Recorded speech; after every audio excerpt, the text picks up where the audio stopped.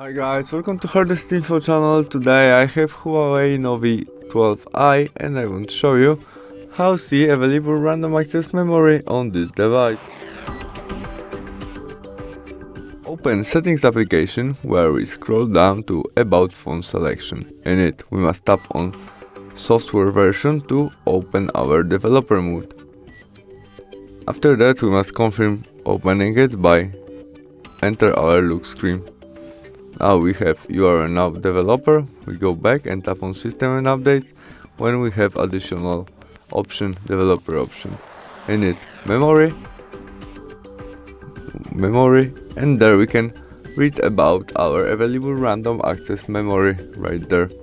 That's all. Thanks for watching. Bye.